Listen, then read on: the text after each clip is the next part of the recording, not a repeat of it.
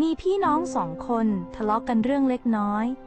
จากแค่คำพูดกลายเป็นมีน้ำเสียงจากน้ำเสียงกลายเป็นประโยคแรงๆและสุดท้ายต่างคนต่างปิดใจแกผิดก่อนไม่ใช่ฉันไม่ขอโทษหรอกคืนนั้น1 ใน 2 คนออกจากบ้านแล้วเกิดอุบัติเหตุเขาจากไปทันทีแต่ทิ้งไว้เพียงข้อความเสียงขอโทษนะฉันแค่คิดถึงพี่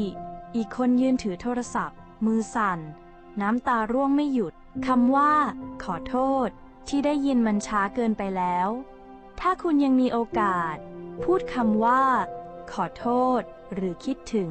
กับใครได้อย่ารอให้พรุ่งนี้ที่ไม่มีเขาบางคำพูดวันนี้อาจเปลี่ยนชีวิตทั้งชีวิต